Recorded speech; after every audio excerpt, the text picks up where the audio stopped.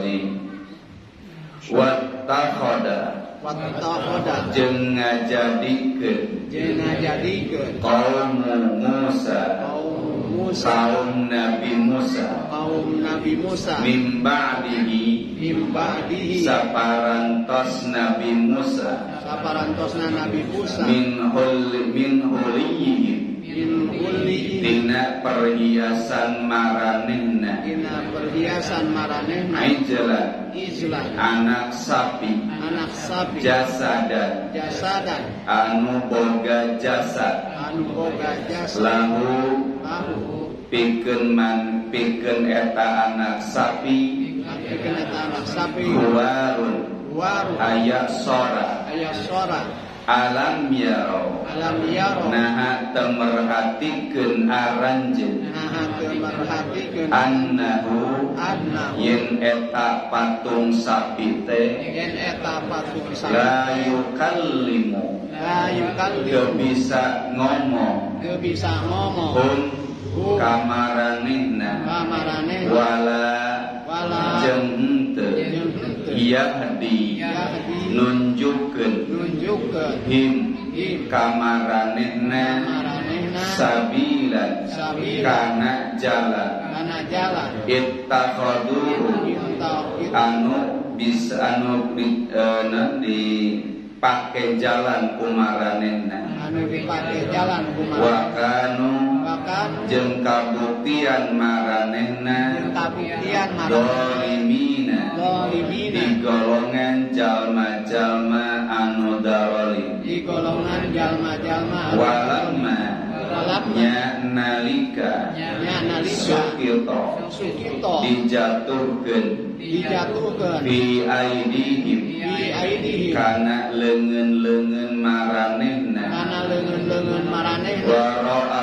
wara'au jeung nempo maranehna annahum yen maranehna qaddallu gesasar maranehna qalu ngomong maranehna la illam yarhamna lamun mah teu mapain rahmat ka kami Rabbuna pangeran abdi sadaya wa yaghfir sareng ngahapunten lana ka abdi sadaya lana kunanna nisaya bakal kabuktian abdi sadaya minal khasirina di golongan jalma-jalma anu rarugi walamma nya nalika roja'a muli Musa Nabi Musa ila qaumihi ka kaumna godbana bari ambak asifa bari kukulutus qala nyarios anjeunna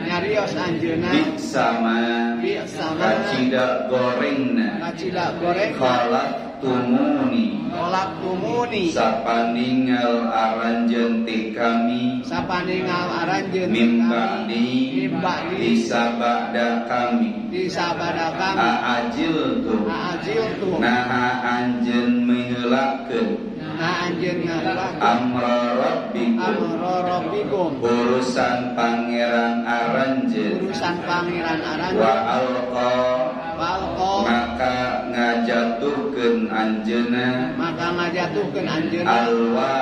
alwah kana alwah wa akhada jeung ngajambak biroksi kana mastaka ahihi saderekna yajurruhu didudut ku anjeunna ilaihi ka anjeunna qala nyarios Nabi Harun ibna empak putra pun biya innal qauma saestuna kaum istad'afuni ngalemahkeun maranehanana ka abdi wa kadu jeung hampir maranehna yaqtulunani ngabunuh maranehna ka kami fala tusmit maka ulah nyieun kasenangan anjeun bi kami al-a'da pikeun musuh-musuh wala taj'alni jeung ulah ngajadikeun anjeun ka kami ma'al qaumi sarta kaum ad-dhalimina anu darolim qala nyarios Nabi Musa Rabbi non pangeran abdi ighfir hapunten li abdi wali akhi sareng saderek abdi wa adkhilna jeung lebetkeun abdi sadaya fi rahmatika dina rahmat salira wa anta sareng salira teh arhamur rahimin dat anu pang asih-asihna Hadirin rahimakumullah, ayat ini menjelaskan tentang fitnah yang ditimbulkan oleh seorang yang bernama Samiri. Siapa Samiri itu? Dia termasuk dari golongan pengikut Nabi Musa yang asalnya adalah tukang sihir, yang kemudian dia ini tobat beriman kepada Nabi Musa, menjadi pengikut Nabi Musa, beriman kepada Nabi Musa. Akan tetapi kemudian Samiri ini terkena fitnah, malah dia berbalik memusuhi ajaran Nabi Musa, kembali kepada kekufurannya, kembali kepada kejahiliannya. Nah, di saat Nabi Musa alaihissalam dijanjikan oleh Allah Subhanahu wa taala untuk menerima wahyu, yaitu perjalanan selama 40 hari kemarin, maka kaumnya itu dititipkan oleh Nabi Musa kepada saudaranya yang bernama Nabi Harun. Nah, berbeda antara Nabi Musa dengan Nabi Harun. Nabi Musa itu terkenal dengan tegas begitu, sehingga masyarakatnya tidak macam-macam, tidak berani menentang begitu, ya, tidak berani macam-macam kepada Nabi Musa. Berbeda kepada Nabi Harun. Nabi Harun itu terkenal lembut orangnya begitu, ya, sehingga kemudian mereka ini menentang Nabi Harun alaihissalam. Bahkan mereka itu cenderung untuk mencemoohkan, untuk mengecilkan. Nah, ini kan ada ungkapan di sini kata Al-Quran bahwa mereka ini istad'afuni, dhaif itu lemah.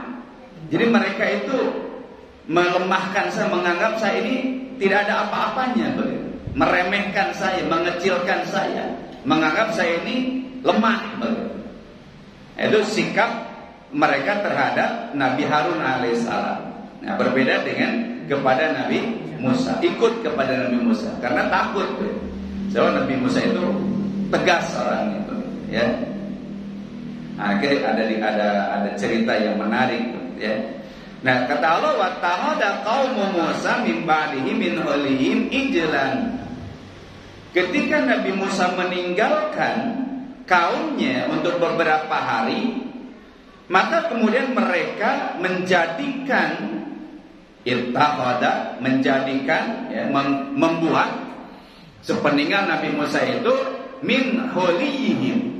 Huliyah itu perhiasan. Jadi atas saran Samiri, orang-orang penduduk Kipti, penduduk asli Mesir, itu mereka mengumpulkan perhiasannya, kemudian dengan kekuatan sihir yang dimiliki oleh Samiri itu, si perhiasan tadi, emas itu kemudian menjadi patung anak sapi, injelan. Dalam cerita tafsir Ibnu Katsir itu, kemudian dilemparkan debu bekas kuda yang ditunggangi oleh malaikat Jibril. Nah, maka dengan sihirnya itu, ya, ada yang berpendapat bahwa si patung anak sapi itu bisa bersuara, bisa bercerita, bisa ngomong begitu. Tapi menurut pendapat yang lebih kuat itu bukan bicara, tapi memang ada lubang, ketika tertiup angin maka mengeluarkan suara. Gitu. Nah, kemudian di sini disebutkan jasa dan lahu khuwarun. Nah, khuwar itu suara. Jadi si anak sapi itu mengeluarkan suara. Nah, karena kebodohan Bani Israel pada saat itu, kemudian diperdaya oleh Samiri, diperhias, gitu ya, dipercantik, direkayasa, seolah-olah anak sapi itu memiliki kekuatan. Dan dia mengatakan, ini loh Tuhannya Musa yang ditinggalkan oleh Musa itu, katanya. Sebenarnya ini Tuhan kita itu. Itu tipu daya Samiri. Nah, begitulah rahimakumullah, setan pandai menipu manusia. Ya, jadi setan itu sangat licin. Setan itu sangat tahu celah kelemahan manusia. Nah, setan tahu bahwa ini belum kuat nih imannya, gitu. Maka kemudian diperdaya oleh setan itu, seolah-olah patung anak sapi itu bisa berbicara, gitu. Maka Allah menegaskan di sini, alam yarau annahu la yukallimuhum. Apa kalian tidak perhatikan bahwa mereka itu tidak bisa diajak bicara oleh kalian? Ya, patung gimana bisa bicara? Ya, la yukallimuhum wala yahdihim sabila. Bahkan tidak bisa menuntun kalian, tidak bisa membimbing kalian, tidak bisa mengarahkan kalian ke jalan yang bisa menyelamatkan kalian. Kalau kamu tanya, tidak bisa jawab. Kalau kamu minta pendapat, tidak bisa memberikan nasihat. Bagaimana kalian menyembah itu? Nah, inilah bentuk kejahiliahan, bentuk kebodohan orang-orang musyrik hadirin. Bagaimana menyembah sesuatu yang tidak bisa bicara, tidak bisa memberikan petunjuk, gitu ya, tidak bisa memberikan kemanfaatan, tidak bisa menolak mara bahaya, gitu. Tapi kenapa mereka itu begitu setia, begitu kuat keyakinannya terhadap sesuatu yang sebenarnya tidak ada gunanya sama sekali. Kenapa? Karena setan menghiasi mereka dengan perbuatan baik tersebut. Jadi dianggap ini adalah hal-hal yang baik. Nah, inilah tipu daya setan terhadap manusia, yang sudah dibahas di dalam ayat-ayat terdahulu, ya. Bagaimana setan bersumpah, berjanji di hadapan Allah Subhanahu wa taala bahwa mereka akan mendatangi kita, menggoda kita dari arah depan kita, dari arah belakang kita, dari kanan kita, dari kiri kita. Jadi kita ini dikepung oleh setan. Nah, di bulan Ramadan itu kata hadis Rasul bahwa setan itu dibelenggu. Kenapa? Karena kita ini mampu mengendalikan nafsu nafsu makan kita, nafsu minum kita. Ya, sementara setan itu kan kata Rasulullah, asyaitonu yajri ibni Adam majrad dam. Setan itu mengikuti manusia sesuai dengan aliran darahnya. Jadi kalau saum itu kan tekanan darah juga kan rendah, ya. Karena kita tidak banyak makan, tidak banyak minum, sehingga berkurang tekanan darah itu. Nah, itu kan isyarat kata Rasulullah bahwa untuk melemahkan setan itu adalah banyak saum gitu. Makanya nasihat Rasul kepada pemuda ya yang sudah ingin menikah tapi kemudian belum ada pasangannya, kata Rasulullah, fa'alai bisyam, kata Rasul. Ya, banyak saum merah. Apa fungsi saum di situ? Supaya menurunkan hasrat birahinya, menekan gejolak syahwatnya itu. Memang saum itu bisa mengendalikan hawa nafsu tadi. Karena kan lemas gitu. Mending tidur gitu. Makanya kalau saum kan banyak tidur karena memang kondisi badan itu jadi lemah betul. Karena tadi asupan makanannya berkurang, ya, energinya berkurang. Maka kemudian lemas gitu ya. Ini ada ngomong. Wala yukallimuhum wala yahdihim sabil ittahaduhu wa kanu dhalimin. Nah, karena mereka ini menjadikan patung anak sapi yang tidak bisa bicara, tidak bisa membimbing jalan kehidupan bagi kita, inilah bentuk kedzalimannya. Ini menunjukkan bahwa kemusyrikan itu adalah salah satu bentuk kedzaliman. Bahkan kata Allah di dalam surah Luqman ya, ketika Luqmanul Hakim menasihati kepada anaknya, kepada anak-anaknya, kata Luqmanul Hakim, ya bunayya la tusyrik billah inna syirka la dzulmun adzim. Maka di ayat sini disebutkan wa kanu dzalimin. Jadi orang-orang yang mensekutukan Allah, orang-orang yang berbuat kemusyrikan, mereka ini sedang mendolimi Allah Subhanahu wa ta'ala, melakukan kedoliman terhadap Allah Subhanahu wa ta'ala. Apa itu dolim hadirin? Dolim itu menurut bahasa adalah wad'u syai' fi ghairi mahalli, meletakkan sesuatu bukan pada tempatnya. Peci dina tuur dolim ya, karena bukan tempatnya. Peci itu dipakai kepala gitu. Lagi ngariung sok rajin gini, simpan we tadi peci itu dina naon dina tuur gitu. Nah itu teh dolim tadi. Wa tusai fi ghairi mahalli, meletakkan sesuatu bukan pada tempatnya. Kenapa syirik itu disebut dolim hadirin? Karena memposisikan Allah yang maha tinggi, yang maha agung, itu sejajar dengan makhluknya. Dolim gak ini? Dolim. Seharusnya Allah itu diposisikan di tempatnya yang tertinggi. Ini disejajarkan dengan makhluk, disamakan dengan kuburan, disamakan dengan jin, disamakan dengan malaikat, disamakan dengan batu, disamakan dengan pohon gitu. Ini kan bentuk kedoliman. Maka kata Allah, inna syirka la dzulmun adzim. Sungguh kemusyrikan itu adalah bentuk kedoliman yang sangat, kata Allah.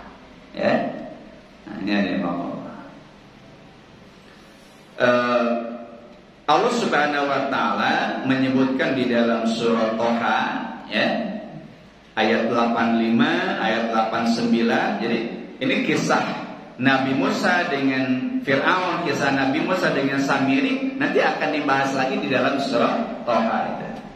Nah di dalam surah Toha ayat 85, siapa yang telah menyesatkan kaum Bani Israel itu, kata Allah, qala fa inna qad fatanna qaumaka min ba'dika wa adhallahumus Samiri. Jadi ketika Nabi Musa ini sedang menghadap Allah, kemudian Nabi Musa diberitahu oleh Allah Subhanahu wa ta'ala, "Hei Musa, kaummu telah disesatkan oleh Samiri." Begitu. Ini dikasih tahu, Musa, kaum kamu itu yang dititipkan kepada Harun, ya saudara kamu itu sudah dibawa menyimpang dari akidah, dari kebenaran oleh orang yang bernama Samiri. Qala, Allah ngadau, fa inna qad fatanna qaumaka. Kami sudah memberikan ujian kepada kaummu setelah kamu meninggalkan kaum itu, wa adallahu Samiri, mereka sudah disesatkan oleh Samiri. Jadi di sini ayat ini menjelaskan bahwa yang menyesatkan penduduk Mesir saat itu adalah Samiri. Ya. Kemudian di sini Allah menyebutkan qad fatanna. Nah ini hadirin Allah. Ya, sungguh saya sudah menguji, memberikan ujian. Jadi di antara bentuk ujian itu adalah hadirin Allah, selain ujian harta, selain ujian sakit gitu, termasuk ujian akidah. Termasuk ujian akidah. Apa ujiannya? Dengan kemusyrikan diuji. Kuat nggak akidahnya? Kuat nggak tauhidnya? Maka Allah uji dengan kemusyrikan. Kemusyrikan itu terlihat indah, terlihat bagus begitu. Bid'ah terlihat bagus, kemaksiatan terlihat indah. Kenapa? Karena setan wazuyina. Setan itu menghiasi perbuatan-perbuatan buruk menjadi terlihat indah. Itulah gaya setan menyesatkan manusia. Itulah cara setan memalingkan manusia dari kebenaran.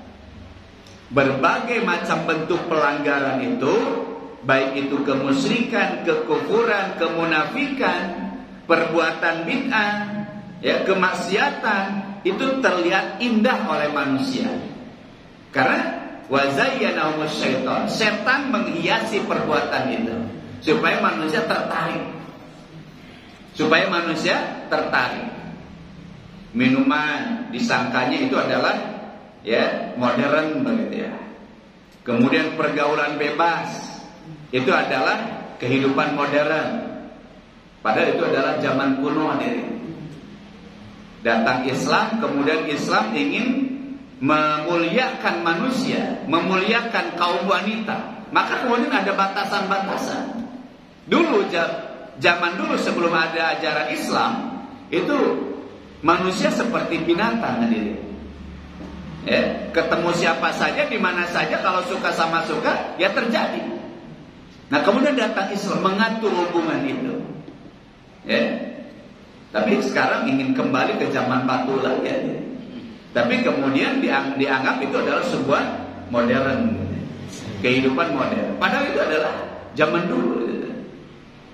Bahkan kan zaman Yunani itu wanita itu dianggap sesuatu yang tidak berharga, ya bisa diwariskan, gitu ya, bisa dijadikan hadiah. Kalau sudah tidak cantik lagi, dijadikan target untuk latihan memanah. Seperti itu dari perlakuan mereka terhadap wanita. Datang kemudian ajaran Islam. Bagaimana Islam memuliakan peranan wanita itu? Ya. Nah, ini. Jadi setan itu selalu menghiasi perbuatan-perbuatan buruk itu supaya dipandang baik oleh manusia. Ya, riba ya, yang itu adalah menghancurkan ekonomi, itu dianggap ini bisa memberikan untung yang lebih banyak, begitu ya. Nah, itulah cara setan memalingkan kita. Kemudian Allah menyebutkan tadi dalam ayat surah Al-A'raf disebutkan la yukallimuhum wa la yahdihim. Nah, kalau di dalam surah Allah menyebutkan afala yarawna alla yarji'u ilaihim qaula. Apa kamu tidak perhatikan bahwa patung yang kalian sembah itu la yarji'u ilaihim qaula? Kalau kamu nanya kepada patung itu tidak bisa menjawab. Yarji'u qaula artinya menjawab pertanyaan kita atau menjawab perkataan kita. Artinya tidak bisa diajak ngobrol gitu. La yarji'u ilaihim qaula wa la yamliku lahum darra wa la naf'a. Tidak punya kemadaratan, tidak punya kemanfaatan. Tidak bisa mendatangkan bahaya kepada kita, tidak bisa juga mendatangkan kemanfaatan kepada kita. Ya. Tapi kenapa kalian itu dengan setianya menyembah mereka? Gitu ya. Itu karena apa? Karena setan. Walamma suqita aydihim wa ra'au annahum qad dallu qalu la illam yarhamna rabbuna wa yaghfir lana lanakunanna minal khasirin. Ini kemudian ya, setelah diingatkan oleh Nabi Musa, mereka tersadarkan. Walamma suqita fi aidihim. Ini ya, kalau makna aslinya suqita itu dipurageun, dijatuhkan, disungkurkan ke tanah. Artinya di sini adalah apa? Mereka menyesali apa yang telah mereka lakukan. Ya, kaduhum begitu. Setelah mereka sadar, merasa menyesal, wa ra'au annahum qaddalu, mereka sadar kita ini sudah tersesat. Kita ini sudah salah mengambil jalan. Kita ini sudah salah mengambil sikap. Kemudian mereka tersadarkan, lalu mereka mengatakan kepada Allah, qalu la illam yarhamna rabbuna, ya Allah, andai Engkau tidak merahmati kami dan mengampuni kami, maka kami akan termasuk orang-orang yang rugi, orang-orang yang celaka. Karena ketika kita melakukan kemusyrikan, hadirin, maka kita akan rugi. Apa ruginya? Amalan-amalan kita tidak akan diterima oleh Allah Subhanahu wa taala. La in asyrakta la yahbatanna amaluka, kata Allah. Ya. Kalau kamu mensekutukan Allah, maka amal yang kalian perbuat itu akan musnah, akan binasa. La yahbatanna, pasti akan rusak amal-amal kita itu. Maka di sini disebutkan kata Allah, lanakunanna minal khasirin. Mengutip perkataan Bani Israel yang tersadarkan, maka mereka mengatakan lanakunanna minal khasirin. Ya Allah, kalau Engkau tidak mengasihi kami, kalau Engkau tidak mengampuni kami, pasti kami ini akan menjadi orang-orang yang rugi, celaka, begitu. Ya, rugi karena amalnya tidak diterima, rugi karena nanti di akhirat mereka akan mendapatkan azab Allah Subhanahu wa taala. Orang-orang musyrik itu kan kekal di nerakanya. Allah menyebutkan di dalam surah Al-Bayyinah, innal ladzina kafaru min ahlil kitabi wal musyrikina fi nari jahannam khalidina fiha, kata Allah. Orang-orang kafir, orang-orang musyrik dari kalangan ahli kitab, itu mereka termasuk penghuni neraka yang di dalam nerakanya itu khalidina fiha. Kenapa hadirin orang kafir dan orang musyrik itu kekal di dalam neraka? Kenapa hadirin? Karena tidak ada iman, hadirin. Orang kafir hilang imannya, tidak punya iman dia. Orang musyrik, ya, hilang imannya dengan kemusyrikan itu. Nah, maka kata Allah khalidina fiha, mereka akan kekal di dalam neraka karena tidak ada yang menyelamatkan. Karena yang bisa menyelamatkan dari azab Allah itu adalah iman, hadirin.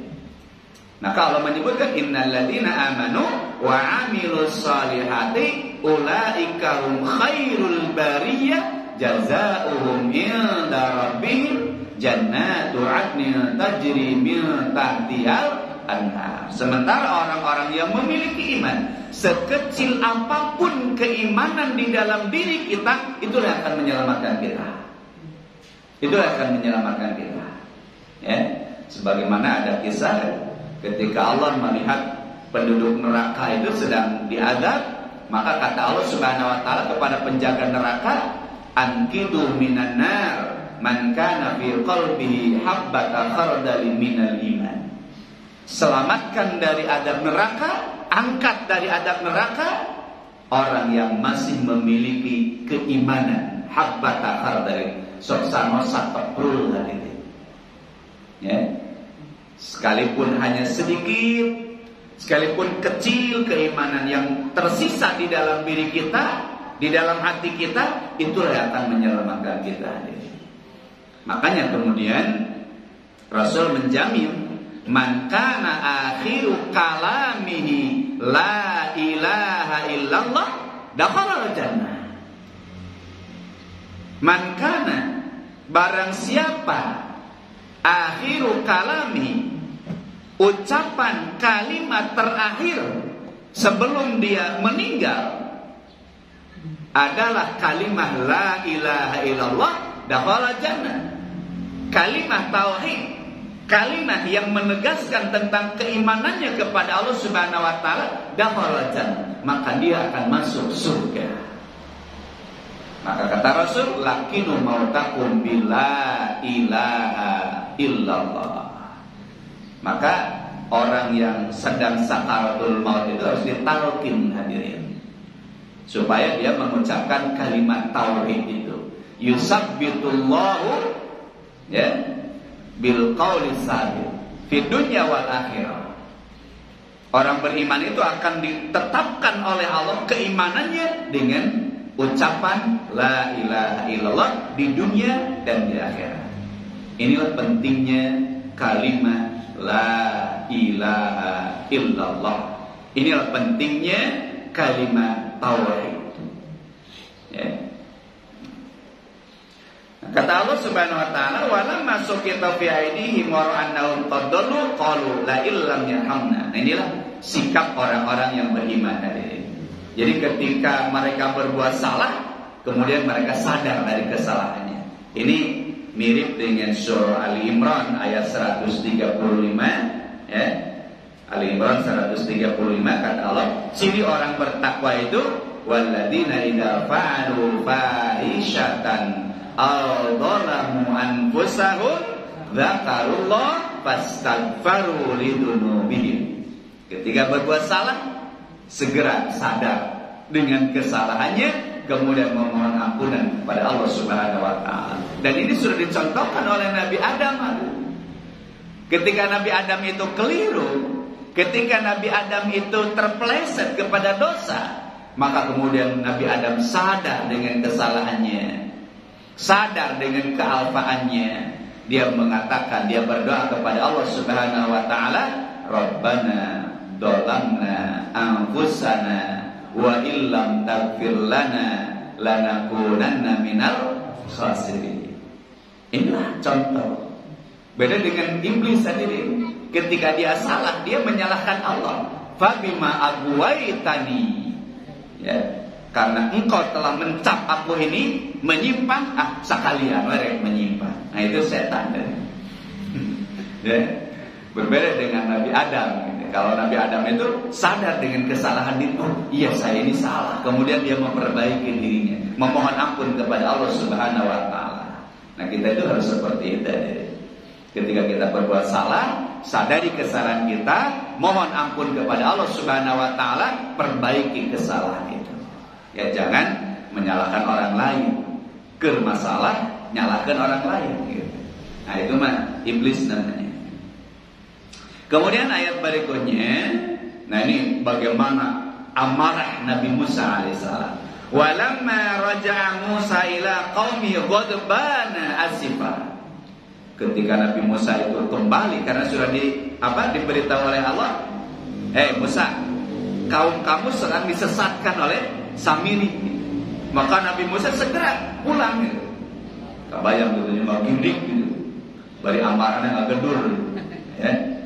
Ghadbana asifa, sambil menahan amarahnya, asifa, sambil kukurutus gitu ya.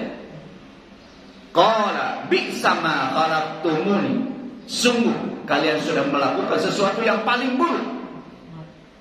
Khalaqtumuni, apa yang aku tinggalkan kepada kalian? Baru sebentar saja saya tinggalkan kalian, kalian sudah melakukan sesuatu yang teramat buruk. Apa? Telah melakukan kemusyrikan. Ini kan gambaran bahwa betapa buruknya perbuatan musyrik itu. Disebutkan oleh Nabi Musa, bisa, sungguh buruk, sungguh jelek perilaku kalian itu. Ya, sikap kalian itu sangat buruk sekali. Mimba'di, setelah aku tinggalkan kalian. A'ajiltum amra rabbikum, apakah kamu lebih mendahulukan pikiran kalian, pendapat kalian, ya, daripada perintah Allah Subhanahu wa taala? Itu maknanya. Atau kalian ini membuat aku ini menyegerakan dari perjanjian. Perjanjiannya adalah 40 hari. karena kalian melakukan penyimpangan ini, maka saya tidak menyempurnakan 40 hari. Sebelum genap 40 hari saya harus segera pulang, karena tidak tenang begitu meninggalkan kalian ini berbuat kerusakan. Saking marahnya hadirin, wa alqal alwah, lembaran-lembaran ya kitab itu kemudian sampai dilemparkan oleh Nabi Musa. Wa alqal alwah, ya, dia jatuhkan itu saking marahnya. Wa akhadha bi ra'si akhihi yajurruhu, dikerowok mastaka Nabi Harun, dijenggut maedana rambutnya. Coba ya, saking marahnya gitu Nabi Musa, sampai-sampai adiknya sendiri diperlakukan seperti itu ya, untuk dicekek oleh ini. Wah, akhadha bi ra'si, bisa jadi dicekek, akhadha bi ra'si, didengkek ya, baru digusur, ya juru digusur, jarro ya juru itu digusur, kan sudah menetenan awalnya gitu kira-kira ya. Ya, ini Nabi Musa itu memang seperti itu. Kan sebelum jadi nabi, diangkat jadi nabi, beliau itu pernah membunuh seseorang kan gitu. Ya. Sekali dengar nggak joprak gitu. Ya, mahoboi gitu sekali dengar gitu. Nah ini ya juru ilai, duduk itu ditontak ku Nabi Musa. Kan dia sederhana aja deh. Maka kemudian Nabi Harun kan, Nabi Harun itu lembut orangnya. Qala ibna umma, putra saudara, putra pun biar tidak, ya akhi, enggak. Ya, jadi kalimatnya itu lembut. Ya, ibna umma, karena Nabi Musa itu kakaknya. Dia mengingatkan, kan kita ini satu darah, kita ini satu ibu, kita ini satu bapak, begitu. Ini ungkapan untuk menyadarkan bahwa kita ini masih saudara, gitu ya. Kenapa Nabi Harun itu melakukan itu? Ini menyampaikan alasannya. Kata Nabi Harun, innal qauma sad'afuni wa kadu yaqtulunani. Saya sudah berusaha menghalangi mereka. Saya sudah berusaha menasihati mereka, mengingatkan mereka, tapi mereka tidak mau menggubris. Malah mereka itu mencemoohkan saya. Istad'afuni. Mereka melecehkan saya gitu. Bahkan wakadu yaqtulunani, wakadu. Kada sana duren kado.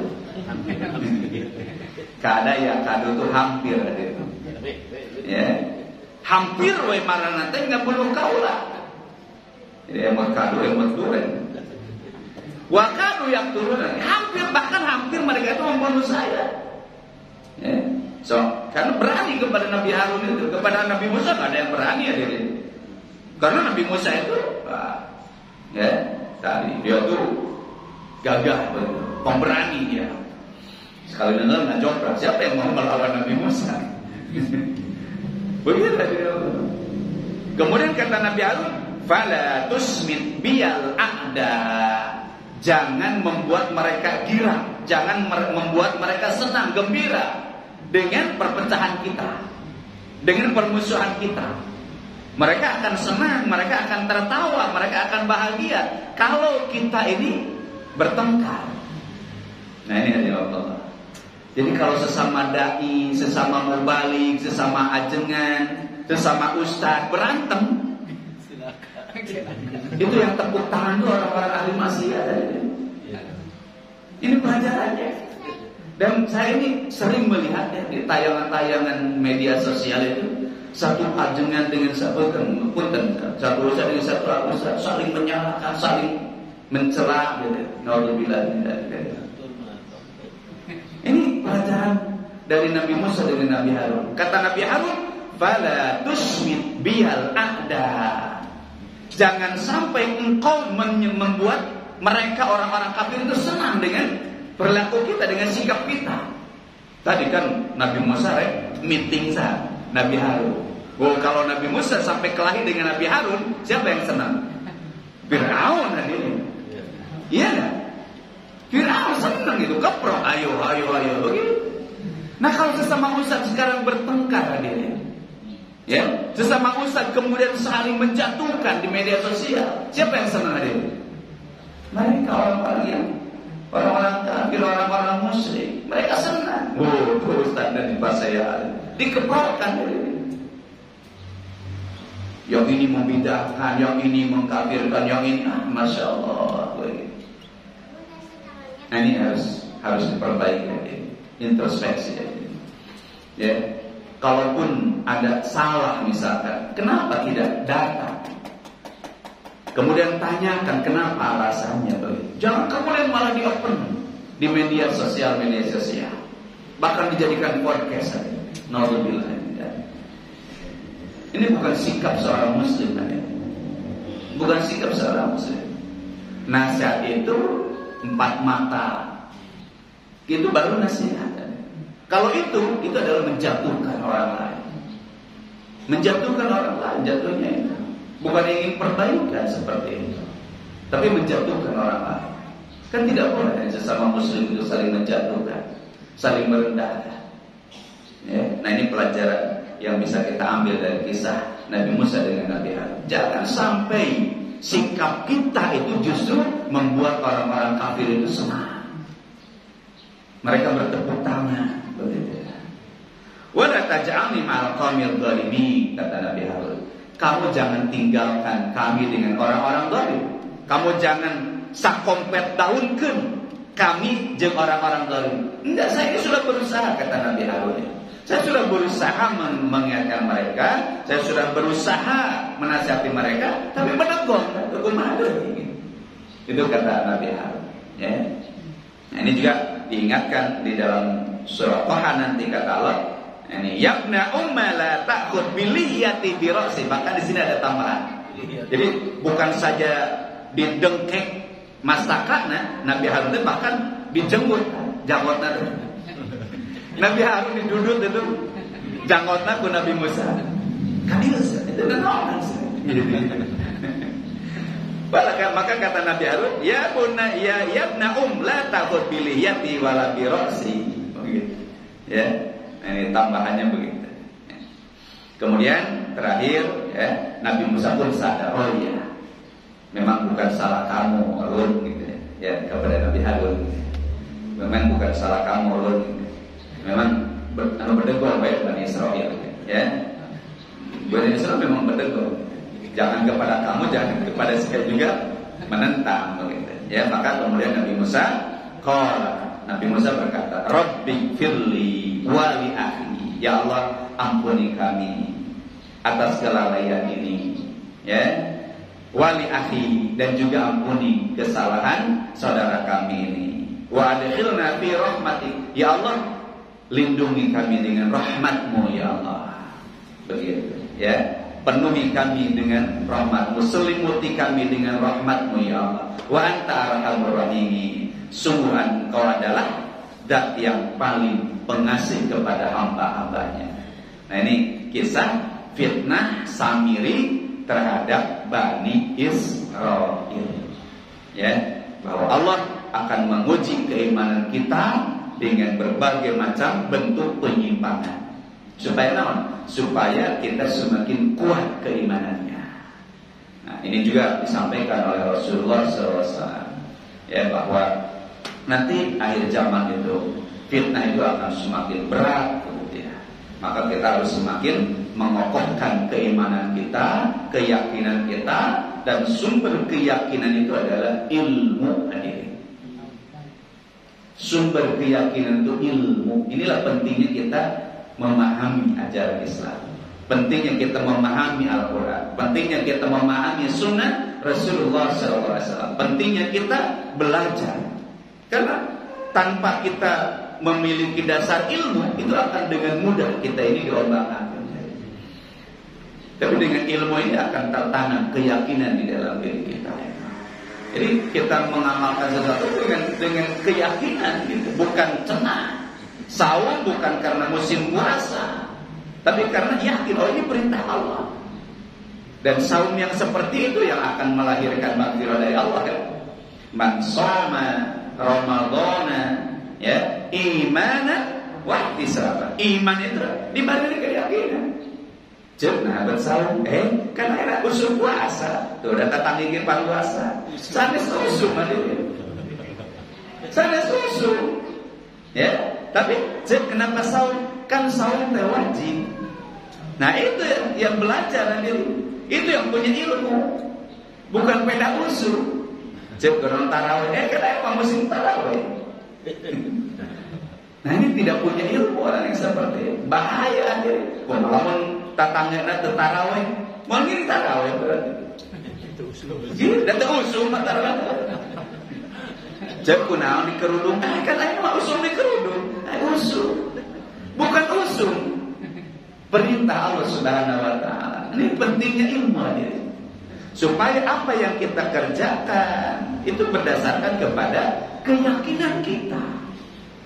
Kalau kita beramal berdasarkan keyakinan, maka akan kuat begitu. Apapun ujiannya, apapun cobaannya, tetap kuat. Kenapa? Karena penuh dengan keyakinan, berdasarkan dengan keyakinan. Nah, keyakinan itu sumbernya adalah ilmu. Inilah pentingnya ilmu. Ya, maka jangan lelah mencari ilmu. Jangan bosan mencari ilmu. Ya, sampai kita di ruang tetap saja kita mencari ilmu. Bahayanya syirik hadirin rahimakumullah, kata pantun begini. Bikin manisan dari buah tomat, pisang nangka dibikin keripik.